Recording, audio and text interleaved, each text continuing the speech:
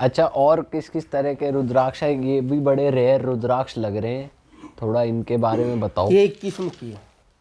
21 मुखी? जी। इनकी क्या स्पेशलिटी होती है? ये वैसे इंद्राक्षी माला में लगते हैं, लोग इंद्राक्षी माला बोलते हैं। इंद्राक्षी नहीं होती, वो होती है इंद्राक्षी। अच्छा, माता जी का तीसरा नेत्र। अच्छा। हाँ, ये 21 मुख है, समझ गए। ये सर्वज्ञ है, ललिता देवी का दाना है। तो ये कब धारण करना चाहिए, या ये 1 से लेके 21 तक की जो माला पहनते हैं ना, उसमें आप? हाँ, उसको इंद्र जैसा सुख दिलाती है, समझ गए। सारी उसके विरोधी खत्म हो जाते हैं। अच्छा, समझ गए। इंद्र क्या चाहता है? अपना विरोध खत्म करना, राज करना चाहता है वो तो हमेशा तो राजा ये बना इंद्र रहा हूं। जैसा बना देते हैं व्यक्ति को। अच्छा, 1 से लेके 21 मुखी तक की माला, पर धर्म के अनुसार, अधर्म के अनुसार नहीं। अगर अधर्मी होता है तो इंद्र भी दंड का अधिकारी रहा है भगवान शिव के आगे, वो भी नहीं बचा है, तो यहाँ पे कैसे बच जाएगा? पर एक बात बताओ प्रिंस जी, जैसे कहा जाता है कि सब कुछ लिखा हुआ है ना, कुछ चेंज नहीं हो सकता, पर रुद्राक्ष पहन के फिर वो कैसे चेंज हो रहा है? होना तो वही है जो होएगा। दुश्मन से के हाथों मरना है तो वो मरेगा ही, लिखा हुआ है तो। बिल्कुल ऐसा ही तो लिखा होता है। जब भगवान ने ना ये बनाया देवता, तो उन्होंने राक्षस भी बनाए। जी बिल्कुल। बनाए किसने? भगवान नहीं बना। भगवान ने। वो ना राक्षस खत्म कर सकता है और ना देवता खत्म कर सकता है। सत्य ढूंढते रहो, मिलता रहेगा। असत्य मिलता रहेगा, खत्म नहीं हो सकता। खत्म हो सकता है तो बताओ? नहीं, खत्म नहीं हो सकता। बस, तो खत्म नहीं हो सकता तो समझ जाओ उसके परिसर को, कि जितना पीसोगे उतना घूमोगे। जब सत्य खत्म, असत्य खत्म नहीं हो सकता, तो हम क्यों दिमाग लगाएं? हम उसकी शरणागति में क्यों ना जाएं?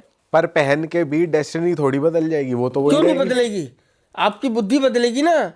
सोच ही तो आपको दी है उसने, सोच बदलेगी और उसकी कृपा होगी। होना है होगा वही, होगा पर मेरे को वही। टेंशन नहीं होगी। टेंशन नहीं होगी, पीड़ाओं का अंत कर देता है वो।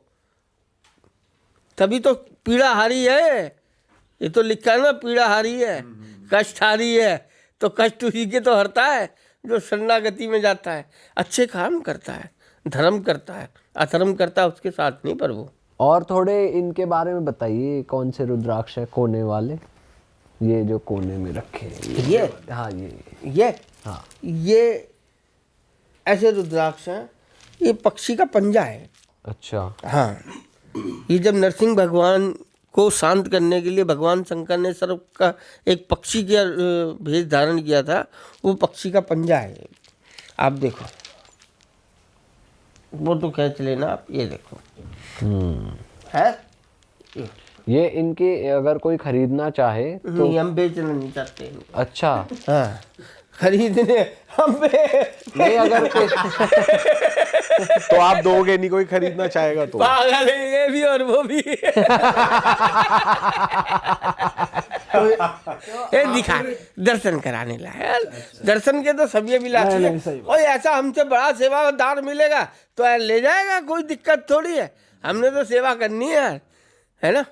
ये भी उन्हीं रुद्राक्ष में से जो सिर्फ दुनिया में कुछ 1 या 2 ही हैं, ऐसे उनमें से ही? भाई देखो, अभी तक तो हमने देखे नहीं, और किसी के पास हो तो उनका धन्यवाद है, क्योंकि भगवान का स्वरूप है। कहाँ से क्या निकल के पहुंच जाए मेरे को नहीं। अच्छा प्रिंस जी, जैसे आप व्यापार कर रहे हो, इसका बिजनेस भी करते हो, तो आपको भगवान के प्रति या इस रुद्राक्ष के प्रति एक भक्ति भी है, तो अपना बिजनेस और ये भक्ति को आप ऐसे बैलेंस कैसे करते हो? कैसे अपने आप को सेटल करते हो? कैसे? हाँ यार, हाँ, बहुत बढ़िया सवाल पूछा था। जब आदमी ना कोई सा भी काम करे, उसे धर्म से करे। भगवान शंकर ने क्या बताया कि गृहस्थ रहते हुए भी ना आप वैराग्य को ले सकते हो। गृहस्थ के साथ भी वैराग्य को मन में धारण कर सकते हो। जिसके मन में वैराग्य रहता है उसको माया, मोह, जो पूछ रहे थे, लोभ सताता नहीं। लेकिन हल्का सा आकर्षित जरूर होता है मोह माया की तरफ। क्यों सताएगा नहीं, आकर्षित होगा? सताएगा नहीं। क्यों होगा? जब भगवान का आप कार्य करोगे तो भगवान आपको ऐश्वर्य में तो रखेगा ना प्रभु। कैसे नहीं रखेगा ऐश्वर्य में? तुम्हें रखेगा, जो गलत काम करेगा उसे ऐश्वर्य में रखेगा, या उसे ऐश्वर्य में रखेगा? भगवान की पूजा कैसे करते हैं मंदिरों के अंदर? कैसे रखते हो भगवान को? वो पत्थर के अंदर भगवान क्या, कौन बताता है? हमारा हृदय बताता है कि इस पत्थर में भगवान है। भगवान तो हमारे घर में माँ बाप के रूप में होते हैं प्रभु, समझ गए? और कोई भगवान नहीं है। घर के भगवान छोड़ के मंदिरों में भीड़ करने से भगवान नहीं मिलता। सही बात है। आजकल जो पहले वाले जो माँ बाप थे, हमारे जो माँ बाप थे, वो एक शिक्षा नहीं दे पाए कि माँ बाप के चरण स्पर्श करने चाहिए, क्योंकि उन्होंने छोड़े तो हमने छोड़ दिए, हमने छोड़े तो हमारी बच्चे नहीं छू रहे। उससे बहुत बड़ा काम गलत हो रहा सनातन धर्म में। कृपा छोड़ के वो अकृपा में भटक रहे हैं। प्यार कहाँ ढूंढ रहे हैं? बाहर, चाहे लड़का हो चाहे लड़की। उन्हें माँ बाप में प्रेम ही नजर नहीं आ रहा प्रभु। वो तो दुनिया का सबसे ज्यादा प्रेम बाहर कर रहे हैं। समझ गए? अच्छा, बच्चों को आशीर्वाद लेना सिखाओ भाई। खुद पैर छूना शुरू कर दो माँ बाप के और उनसे कहो छुओ, कैसे छुआओ, आदत डलवाओ जिससे वो अपने बच्चों को डलवाए। तो जब माँ बाप सर पे हाथ रखते ना ऐसे करके भैया, तो शिव और पार्वती का आशीर्वाद होता है। बहुत अच्छी बात कही, सही बात। समझ गए? पत्थर कभी हाथ उठा के नहीं रखता, पत्थर देखने की चीज है। जब माँ बाप नहीं रहते तो उस पत्थर को देखो कि हमारे भगवान कैसे थे, हमारे भगवान ऐसे थे, हम इनको ऐसे सजाते थे। जब उन पे पुष्प चढ़ाओ तो अपनी माँ के चरण को स्पर्श करो, जब उन पे माला पहनाओ तो अपने पिता के हृदय को स्पर्श करो। समझ गए? वो माध्यम है, निराकार है हमारा भगवान, उसका कोई रूप नहीं है। रूप आप लोग बना रहे हो। अच्छा सर, आप इतने सालों से डील कर रहे हैं रुद्राक्ष में, तो कुछ ऐसी चीज़ें आपको सुनने को मिलती हैं, इन सालों में सुनने को मिले कि जो आपको गलत लगी हो, रुद्राक्ष के बारे में कुछ गलत कहा गया हो, लोगों के अंदर कुछ ऐसी चीज़ें हो जो आपको सुनने को मिली, ये तो गलत चीज़ है, ऐसी चीज़ नहीं। जैसे हमने सुना है कि ये भगवान के आंसू होते हैं, इसी तरह और भी बातें सुनी है आपने? नहीं, हमने तो कुछ नहीं सुना। हम तो ये सुनते हैं सिर्फ कि इन्हें कल्याण करते हैं, अकल्याण किसी का करते नहीं। पर जो नियम ना फॉलो करे उसका अकल्याण कर देते हैं। उसका भी अकल्याण नहीं करते। वो धन के लिए करता है वो सब काम, धन तो देता है, पीड़ाओं की इतनी सारी पोटली बांध देता है कि वो उसको घसीटता रहता है, चलता रहता है, घसीटता रहता है। हाँ। अच्छा, ऐसा हमने सुना है कि महिलाओं को नहीं धारण करना चाहिए, ऐसा सच है क्या? देखिए, सच पे नहीं जाना चाहिए, समझना चाहिए कि क्यों महिलाओं के लिए मना किया किसी ने। वो पागल है जिसने मना किया। अच्छा, अगर एक माँ अपने बच्चे को गोदी में नहीं उठा सकती है तो फिर नहीं पहन सकती, अगर उठा सकती है तो पहन सकती है। क्यों जी? शिव तो, ये तो रुद्राक्ष तो शिव और पार्वती का पुत्र है ना, तो औरत कैसे नहीं उठा सकती प्रभु? औरत कौन है? पार्वती तो है प्रभु, और कोई है क्या? तो मतलब औरत पार्वती है तो पार्वती नहीं पहन सकती क्या? पहन सकती है बिल्कुल। भाई भगवान कहाँ बताया? नर में तो नारायण बताया नहीं बताया? तो हमारी जो औरत है वो पार्वती है प्रभु, आपकी जो औरत है वो आपके लिए पार्वती है। तो ऐसे गुरुजी कुछ होता है कि अगर किसी को धारण करना है तो एक मुखी करे, दो मुखी करे, या मन से 5 मुखी करे, या किसी ज्योतिषी को दिखाएं, या कैसे धारण करे रुद्राक्ष? सबसे पहले 5 मुखी धारण करे।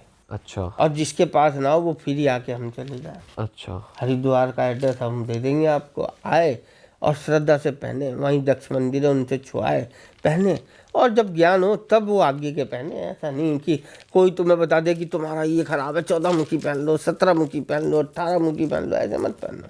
पहले इसको स्पर्श करो, इसको समझो, ये क्या है। बड़े बड़े मुख बड़े बड़े देवी देवताओं के हैं प्रभु, उनको उसी तरह से रखो। और पहले 5 मुखी ही क्यों पहनना चाहिए? कोई और ज्ञान मुखी का नहीं पहनना? कारक, अच्छा। जहाँ से हमारी उत्पत्ति हुई, काल भैरव, जिनका नाम है काल अग्नि रुद्र। शिव के बाद शिव ने जिनको पैदा किया ब्रह्मा जी का सर काटने के लिए, वो है वो, समझ गए? तो हमारा शुरुआत भी वहीं से होती है और अंत भी वहीं से होता है। तो वो काल अग्नि रुद्र का जो संचालन ग्रह करते ना, वो बृहस्पति देव करते हैं। तो पहले जमाने में जो ऋषि मुनि हुआ करते थे वो सबसे ज़्यादा पंचमुखी को धारण करते थे, क्योंकि ये ज्ञान का, हमारे हर सनातनी धर्म में जितने भी ब्राह्मण हैं सबको 5 मुखी का कंठा तो पहनना ही चाहिए, सबको पहनना चाहिए। ज्ञान के बहुत बड़े कारक हैं। बृहस्पति गुरु इनके संचालन ग्रह करते हैं। तो जितनी भी गुरु की पद्धति होती है, जो ज्ञान होता है, वो 5 मुखी धारण करने से बिना शास्त्र पढ़े भी आ जाता है।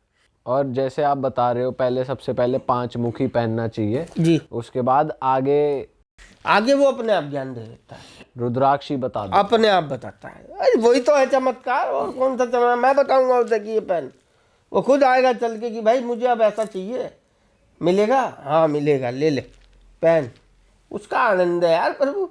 मैं बताऊंगा ये पहन, तू वो पहन। और ये जो ज्योतिषी बताते हैं ये जो कुंडली के हिसाब से ये भी कुंडली आपको- बदल दे, ये ऐसी चीज है यार, कुंडली दिखाए।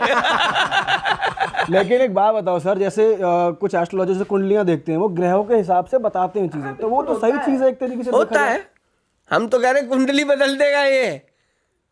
वो जो बता रहे हैं वो उतना ही मांग रहा है ना भगवान से जितना उसे चाहिए, और हम तो कह रहे हैं जितना तुझे चाहिए नहीं, जितना वो देना चाहे वो दे दे तेरे को, कहीं रोक ना हो तेरी।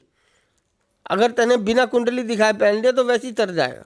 कुंडली दिखा के तो वो पहनते हैं जो परेशान होते हैं, ठीक है, और परेशान दुनिया है। पूरा आराम, परेशानी तो हमेशा रहेगी, मनुष्य पूरा जीवन- आराम मिलता है उस व्यक्ति को, ऐसा नहीं है कि नहीं मिलता, पर आराम मिलने के बाद वो गलत रास्ता ना चुने। आप एस्ट्रोलॉजी में नहीं मानते या मानते हैं? मानता मानते हैं आप? मानता मैं, ऐसा नहीं, मैं किसी के खिलाफ नहीं हूँ, अच्छा, मैं तो अपनी बात बता रहा हूँ। मैं कोई आपने कभी अपनी कुंडली दिखाकर, अपने ग्रह दिखाकर नहीं पहना, आपने वैसे ही धारण किया, आपको शांति मिलती है इससे। अच्छा गुरुजी, ये भी देख रहे हैं हम, कुछ मोटे रुद्राक्ष हैं, कुछ पतले, हाथ में आपके रुद्राक्ष है और वहां पे भी पतले रुद्राक्ष की भी ये माला जो है। पतले रुद्राक्ष होते हैं ना, ये इंडोनेशिया से आते हैं, अच्छा, और जो मोटे होते हैं वो नेपाल से आते हैं। ताकत दोनों में बराबर होती है पर वो, अच्छा, हाँ, ये जो लोग कहते हैं ना इंडोनेशियन कम पावरफुल होता है और नेपाली ज़्यादा ताकतवर होता है, तो भैया बैजनाथ का शिवलिंग भी उतना ही आराम देता है जितना महाकाल का देता है।